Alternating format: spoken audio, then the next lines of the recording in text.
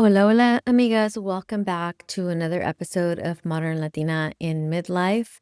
If this is your first time here, welcome. I am Sonia Flores, holistic life and business coach, podcast producer, intuitive advisor, and energy healer, and your host. Thank you for being here. Have you ever put read more books on your New Year's resolution list, only to find that same list gathering dust by March? I've been there every single year until 2025. This was the year I stopped trying to be a reader and actually started living the wisdom in the pages. While I was training to hike Mount Whitney, I was also training my brain to release control, heal my relationships, and finally welcome abundance. Today, I'm sharing the 9 specific books that acted as a catalyst for my biggest shifts this past year. Whether you're a high-functioning overachiever or you're just looking for more big magic in your life, these are the titles you need on your radar. So let's dive in. It has long been my desire to read more books. It tends to make my intentions list each and every year. But this past year, I actually took steps to make it happen. I joined not one, but 2 book clubs. One was a self-care book club that a friend who is also a coach hosted. It was a paid offer she offered her clients, and they were all self-care books. I did not manage to read all of them, but did get through most of them. I was especially attracted to her book club because she had all the titles selected for the year in advance, and most of those had been on my book bucket list for years. The other book club was more loosely put together, but also very excited for the titles selected. They tended to be more on the spiritual side. In total, I read 18 books in 2025, which is definitely a record for me. Now, in full transparency, I will admit that some of these titles I listened to on audiobooks. Part of the reason for putting off reading books that I'm interested in is because I don't have the time to sit down and read a book. However, I found myself training to hike Mount Whitney, hiking hundreds of miles to prepare, and it felt like the perfect opportunity to give audiobooks a try. Those that I loved, I also purchased a hard copy of because I want to have a physical copy and go back and read and dog-ear books or dog-ear the pages, highlight and write notes. I'll include a list of all the 18 titles I read in the show notes in case you're interested, but for this episode, I'm sharing only those that made a big impact and why. So let's start with title number 1. It was the first read of the book of the year, The Let Them Theory by Mel Robbins. This book reminded me that peace doesn't come from managing people, outcomes, or perceptions. It comes from releasing the exhausting habit of overfunctioning. Let them misunderstand you. Let them be disappointed. Let them choose differently. Let them make mistakes. What was impactful is how simple and confronting that truth is. As a woman who has spent years anticipating needs, smoothing edges, carrying emotional responsibility, and worrying, this book felt like permission. Permission to stop gripping, permission to conserve energy, permission to come back to myself, permission to live my life and let others live their own. It reinforced that my job isn't to control how others respond, nor is it any of my business what they think or say about me. It's to take ownership of how I respond, of staying in my lane, staying regulated, and rooted in my own truth. And from that place, everything feels lighter, more honest, more free. The Let Them Theory was so impactful for me that I recorded a whole episode on it, and I received such great response to it.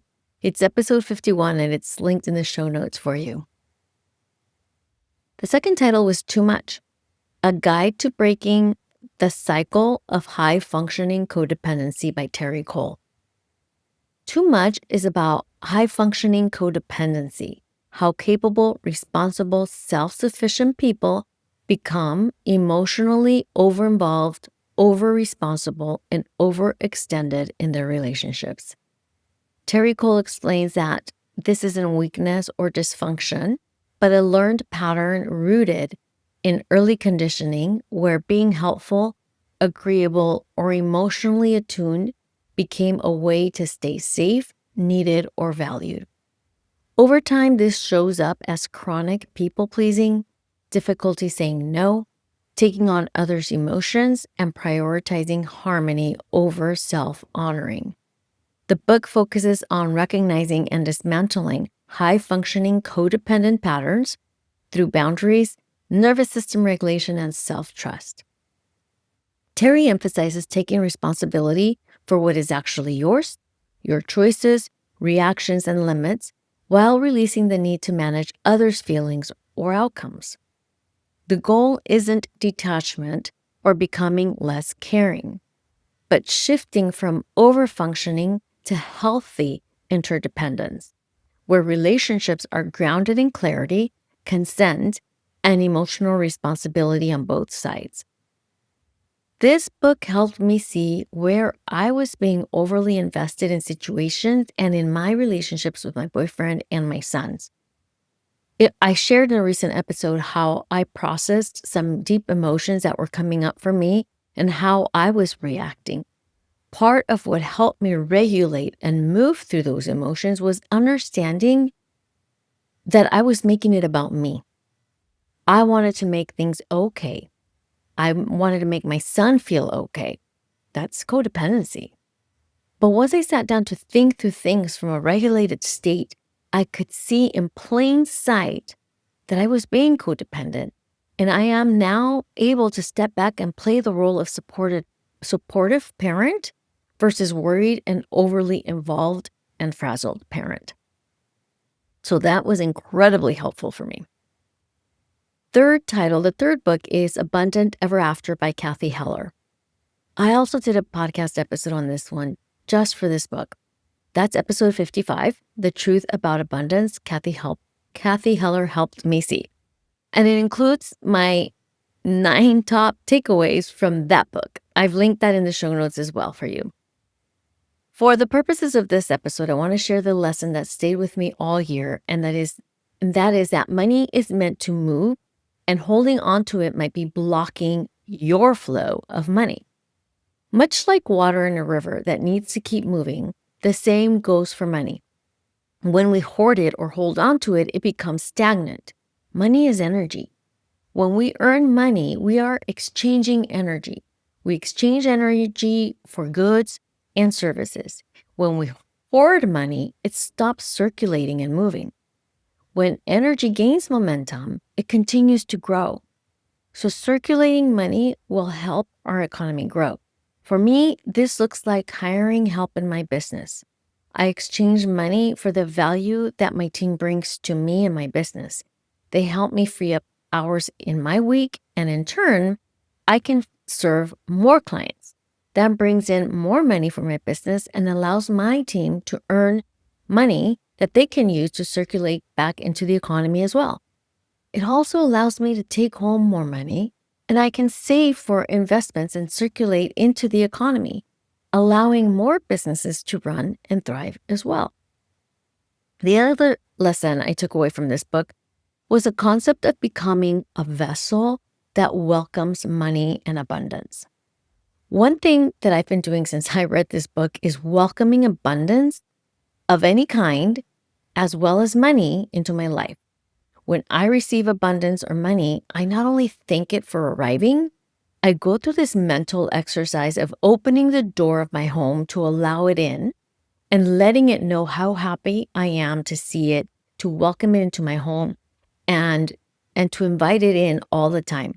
I ask it, whether it's money or good health or a beautiful gift that comes my way, I ask it to bring its friends and to let them know that abundance and money are celebrated when they arrive through my door. So it's like this whole little fiesta. Sometimes I'll even get up from my desk when I see money land on my account, and I'll be like, Yes, welcome. I'm so happy to see you. Thank you so much for being here. Where's your friends? Come on in. Tell me more about what's going on. It's like I welcome it into my home. I want that energy to feel excited, to feel that it is being well received and appreciated. So, anyways, that's just a fun little thing that I do. So, the next title is Do Less by Kate Northrup. This book has been a game changer for me, and I'm going to do a separate episode just for this one, or maybe even several episodes. But this one was really a fun one for me. Do Less challenges the productivity at all costs mindset that many women have internalized. Kate Northrup explains how the cultural push to constantly do, achieve, and push through is misaligned with women's physiology and nervous systems. Instead of managing time more efficiently, the book reframes success around managing energy, capacity, and seasonality, both biologically and in life. My biggest takeaway was learning how to use our natural cycles as women to maximize productivity rather than fighting against them. Do Less teaches how different phases of the menstrual cycle or the moon cycle, for those of us in menopause, support different types of work: planning, creation, execution, and rest, and how honoring those rhythms leads to more focus, efficiency, and sustainability. The goal isn't doing less for the sake of it, but working in a way that supports long-term energy, clarity, and consistency without burnout. I started incorporating her concept into my own business and in the work that I do with my clients when we plan and strategize. I even created a moon cycle calendar that clearly shows what phase of the moon cycle we are in so that we can plan our brainstorming meetings, our working time, and our rest and reflection time for highest efficiency and productivity. And it has been so beautiful and well accepted by some of my clients. And of course, I only introduce that to the clients that I spend the most time with and the clients that will receive it best. And but I plan my calendar accordingly as well. If we're going to have a big planning meeting, then I open up my calendar in such a way that my planning meeting, bookings are on that week that it is most efficient according to the moon cycles. So that's been really amazing. The next the next title is Attached by Amira Levine and Rachel Heller. Until I read this book, I did not understand what attachment meant. I've heard of attachment styles for years, listened to podcast episodes, even sat through a masterclass. But this book spelled everything out for me so clearly and helped me understand why we behave the way we do in our relationships. Or at least start to understand, right? Like there's so much nuance to it, but at least it gave me a big picture understanding. It helped me to evaluate all my past relationships and why we behaved the way we did with each other and how I have evolved over the years too. That was beautiful, thank goodness, as I've grown and become aware and conscious of my reactions and done the deep work to heal, grow. I now know that I grew up with an anxious attachment style, which made it easy to magnetize partners with an avoidant attachment style. They're like puzzle pieces that go together. Both my ex-husband and my last long relationship were both avoidants. They were both matches for me, absolutely made for disaster, especially when we're not aware and don't know how to communicate with one another and grow from it. Luckily, I realized that my picker was off and decided to dig deeper. I've done a ton of work on myself, not just to understand myself, to heal, to break generational cycles and wounds, but also to raise my own sense of self-worth. And I started working to become more secure in my attachment style. Unbeknownst to me, I didn't know that that's what was happening, but that's what happened through the growth and through valuing myself more, through raising my own self-worth, is that I started moving towards more of an a secure attachment style. Lucky for me, this worked. And I attracted a partner who is also a secure attachment style. But here's what is interesting. We are able to react differently when we are partnered with people in different attachment styles. So because my boyfriend tends to lean on the secure attachment style, it gives my nervous system a sense of trust and safety. He makes me feel secure and gives me absolute no reason to not trust him in any way. So my nervous system is at ease, and my attachment style then leans on the secure attachment style side.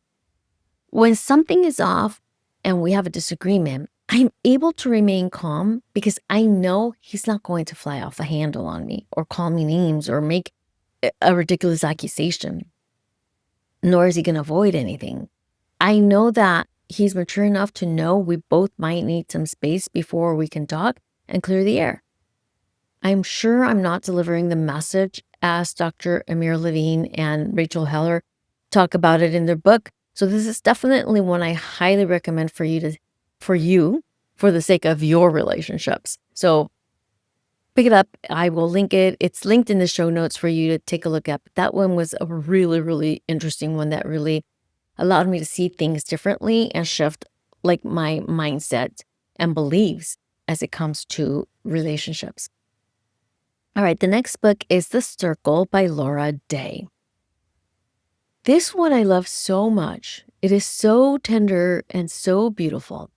I listened to it first and I loved it so much I ordered the physical copy. It's one of those I want to read over and over again. In her transformative book, The Circle, Laura Day presents a practical step-by-step guide to using the power of focused intention and intuition to manifest real-world results. Unlike many abstract self-help philosophies, Laura's approach is grounded in the circle, a structured mental framework designed to help you identify your deepest desires and clear the psychological and energetic blocks standing in your way. She argues that by aligning your inner world with your outer actions, you can solve problems, attract opportunities, and create a life that feels authentic rather than accidental. The beauty of the book lies in its interactive nature, moving beyond theory to offer specific exercises for dreaming your reality into existence. Laura emphasizes the importance of community and the collective energy of others, the literal and figurative circles we inhabit to amplify our personal goals. Whether you're looking to transform your career, heal a relationship, or find a sense of purpose, the circle serves as a manual for reclaiming your agency and consciously engineering the future you want to live in. This is what I love the most about this book, the idea that when we work in a collective energy, we are able to amplify our intentions and goals, which explains why working in groups can be so powerful, like workshops or group coaching. And that's why I created the co-working circles for entrepreneurs, podcasters, and creatives. This is where we get together twice a month to work on your own projects with each other present on Zoom. It's a way to not feel so alone in the entrepreneur journey. We start with an energy clearing meditation, introduce each other very quickly, and then share what we're working on for the next 60 minutes. Then we mute ourselves and get to work on our own projects, but with each other present on the screen. Then we come back and share what we accomplished, what we're working on in our business. We can get feedback, opinions from each other, and just kind of share what we're doing with one another. So it creates a sense of having partners and others to lean on when it can feel so lonely in the entrepreneur journey. But it also offers the opportunity to amplify our intentions in our creations. And it has been so well received. If this is something that you're interested in, you can either email me at sonia@soniasdesk.com to let me know and to learn when the next co-working circle is. Or you can also go to bluechakrastudio.com/co-working co-working circles to get yourself on the wait list to be informed of the next co-working circle. So that was something that has come out of learning more about the circle and the structure of our time together. I put together because of what I read in the circle. So that's been impactful. The next title is Big Magic by Elizabeth Gilbert. This is a book that I'm still reading. I started this one back in 2019 and I didn't finish it. And I just picked it up again on my most recent trip, which was to Belize. And I'm just about to finish it. I just have a little bit left to finish it. In the Big Magic, Creative Living Beyond Fear, Elizabeth Gilbert offers a vibrant and soul-stirring exploration of the creative process, demystifying what it means to live a creative life. Rather than treating creativity as a burden or a tortured pursuit, Gilbert presents it as a source of joy and natural human right. She shares her unique perspective on the nature of ideas, viewing them as energetic life forms that seek out human partners, and encourages readers to embrace curiosity over fear. The book is a manifesto for anyone looking to overcome the perfectionism and anxiety that often stifle self-expression. My biggest takeaway from this book is the concept of ideas are energetic life form that is seeking out human partners to bring them to life. So when you have an idea, this idea has been floating around your energy field in the ether, trying to find a human to land on. When you catch it and you think about it, it is your responsibility to bring it to life. And if and when you don't, that idea will continue moving forward to find someone else to execute it. Sometimes ideas will land on different humans at the same time because it really wants to be brought to life. Have you ever had an idea of a business or any sort of concept or book, and then someone else went and created that months later or years later, and you're like, "Oh, that was my idea"? That's because the idea either landed on 2 or more humans at the same time, or you sat on it and didn't do anything with it, so it moved on. The other takeaway is that we are all creative beings. I've heard people say over the years, "I'm not creative." That's simply not possible. That's not true. You just don't exercise your creativity. So I want to read a passage from the book to you, from the book, Big Magic. It's called Your Permission Slip. It says, "Here's what I'm getting at, dear ones. You don't need anybody's permission to live a creative life. Maybe you didn't receive this kind of message when you were growing up. Maybe your parents were terrified of risk in any form. Maybe your parents were obsessive compulsive rule followers. Or maybe they were too busy being melancholic depressives or addicts or abusers to ever use their imaginations toward creativity. Maybe they were afraid of what the neighbors would say. Maybe your parents weren't makers in the least. Maybe they were pure consumers. Maybe you grew up in an environment where people just sat around watching TV and waiting for the stuff to happen to them. Forget about it. It doesn't matter. Look a little further into your family's history. Look at your grandparents. Odds are pretty good they were makers, no? Not yet? Keep looking back. Then go further back still. Look at your great-grandparents. Look at your ancestors. Look at the ones who were immigrants or slaves or soldiers or farmers or sailors or the original people who watched the ships arrive with the strangers on board. Go back far enough and you will find people who were not consumers. People who were not sitting around passively waiting for stuff to happen to them. You will find people who spent their lives making things. This is where you come from. This is where we all come from. Human beings have been creative beings for a really long time. Long enough and consistently enough that it appears to be a totally natural impulse. To put the story in perspective, consider this fact. The earliest evidence of recognizable human art is 40,000 years old. The earliest evidence of human agriculture, by contrast, is only 10,000 years old, which means that somewhere in our collective evolutionary story, we decided it was way more important to make attractive, superfluous items than it was to learn how to regularly feed ourselves. The diversity in our creative expression is fantastic. There you have it. So this is your permission slip to be creative.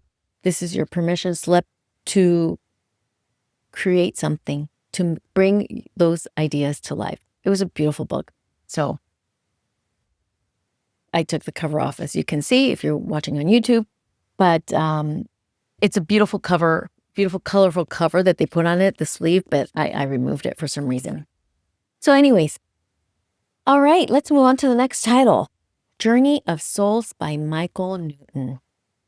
In Journey of Souls, Case Studies of Life Between Lives, Dr. Michael Newton provides a mesmerizing look into the afterlife, not through religious dogma, but through the lens of clinical hypnotherapy. Drawing from over 20 years of research and the accounts of 29 individuals placed in a superconscious state, Newton maps out what happens to us from the moment of physical death until our eventual rebirth. The book challenges the traditional tunnel and light narrative by offering a highly structured and detailed travel log of the spirit world, describing the soul's transition as a process of healing, reflection, and deep spiritual orientation.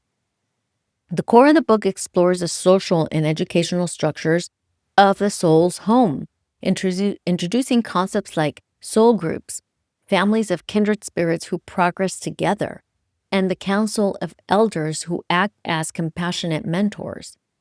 Newton details how souls select their next physical bodies and life circumstances based on the karmic lessons they need to learn, suggesting that our struggles and relationships on Earth are part of pre-planned curriculum for spiritual growth. This book transforms the afterlife from a vague mystery into a vibrant, organized realm of purpose, providing a comforting perspective on the immortality of the human soul. Oh, just reading this little summary, it just makes me feel so much more at calm and ease and peace about where our souls go in the afterlife, and that our souls are forever, pretty much. And this is why I always tell my sons, thank you for choosing me to be your mother in this lifetime. I 100% believe we choose to come into each lifetime for the soul's growth. And so we choose this time frame, our parents, and even the circumstances we're going to experience in our life in order to learn the lessons that will help our soul evolve and who we are here to touch and help also. We also have soul contracts with other people in this lifetime that we keep coming back with. Sometimes we choose to come through with souls we've already been in other lifetimes with. When we don't evolve as humans, as souls, and mature and do the right thing, the lesson we came here to learn did not get learned. And so we go to the afterlife and do our reflection and our study with our soul groups and our soul mentors. And then we have to come back and do the work and relearn that because we didn't learn it the first time. So if you're not doing the deep work, I suggest you start, because otherwise you're just going to have to come back and do it again. I mean, we're going to come back anyways, but the point, the intention is that our soul grows, right? And it keeps coming back to like up level, like go do like that next lesson, that's why some people, don't you ever feel like they're an old soul, like, oh, they're a wise soul. That's why some children are just so wise. You're like, what in the world? Because their soul's already advanced, and many times we we pick from other books that I've read, we select our parents because they are going to help us learn the lessons the most that we need to learn. They're going to trigger us the most. They're going to mirror us the most. They're going to really help us see, not just help us grow in the sense of teach us how to like eat and dress ourselves and be good humans and be a part of contributing partners and good citizens in our society. Not just in that way, but like our souls. Like we usually select parents whose souls are not as advanced as ours. So our children tend to be a little bit more advanced than us. And so not only are they helping us, but we are helping our parents also evolve. So my children have taught me the biggest lesson. Yes, my parents taught me a lot, but my biggest lessons have come from my son, my experiences with them. So I can totally attest how these books, there's truth to these books. And it brings me comfort to know, to be completely honest, that our soul continues to evolve. So yeah, so that one's a beautiful one. Okay, the last title. If you've been listening, okay, the last title is The Adult Chair by Michelle Chalfant. If you've been listening to my podcast long enough, you have heard me talk about this book and this work by my mentor and now dear friend, Michelle Chalfant. In The Adult Chair, Get Unstuck, Claim Your Power, and Transform Your Life, therapist and coach Michelle Chalfant offers a practical psychological framework designed to help you reclaim your emotional health and live with greater authenticity. The book introduces the adult chair model, which visualizes the 3 primary developmental stages of the human experience as distinct chairs: the child, the adolescent, and the adult. By identifying which chair you are sitting in at any given moment, you can begin to see how childhood wounds and adolescent defense mechanisms, which is also the ego, like perfectionism, people-pleasing, or numbing, are still driving your adult reactions and keeping you stuck in unfulfilling patterns. Most people walking around today are walking around with old programming, with their childhood wound, with their adolescent defense mechanisms up. Michelle's approach is a manual for life that teaches you how to move out of the reactive, story-driven state of the child and the adolescent into the grounded, present moment awareness of your healthy adult. Through specific tools and the 5 pillars of healthy adult living, she guides you on how to set boundaries, process triggers, and develop a compassionate relationship with your inner child. This book provides a simple yet profound roadmap for anyone who feels like they're faking it as an adult, or they don't feel like they're really know what they're doing as an adult, offering the clarity needed to finally sit in the seat of their own power, peace, and true self. The concept in this book is what helped me evolve, grow up, mature, step into my own power. I was introduced to Michelle and the adult chair model the same year my spiritual awakening began. She was the catalyst of my self-development journey and the backbone of my own coaching style. I worked with Michelle in her business for 3 years, back from 2016 to 2019. I listened to every podcast episode she has. She has over 500, close to 500 now, and over about 11 million downloads. And I listened to every episode she put out, and I was in her work and in the adult chair model day in and day out while we worked together. I assisted her in her in-person workshops, and I did the work. In 2023, I decided to become a coach, and I took someone else's coaching program. This woman taught us how to quote unquote coach, and then had us practice on each other as a means to, practice being coaches. And in practicing with the very minimal direction that we had, we just kind of all didn't know what we were doing. But I did the best I could with the material we had been provided. And as I started coaching, I started utilizing what I had learned in my work with Michelle, using the adult chair model and all the other tools that she teaches. I used this model and the response was amazing. The people that I was practicing with, they were also training to become coaches. They were like, how did you do that? What was that? It was not that this woman, it wasn't what this woman had taught us. It's that I had been so involved in Michelle's work. I had picked up how to go deeper, how to work with triggers, how to do parts work and inner child work, set boundaries, do healing work. And I had even gotten certified in energy healing back in like 2018 and 2019 on my own. So that all became part of my coaching style, which is a blend of practical and spiritual coaching skills, energy work, and even channeling. My coaching method definitely has deep roots in the adult chair model. And I truly highly recommend this book. It is a manual for life that every young adult and adult needs to have to live in their healthy adult. And that's what I've got for you today. So this was, my full list of 18 books is linked in the show notes for you. So you can take a look at everything I read in 2025, which is definitely a record-breaking year for me. And it makes me super excited. And then some of the books that I already have my punch list for 2026 for the books that I'm reading. So I'm going to just read those off to you really quickly.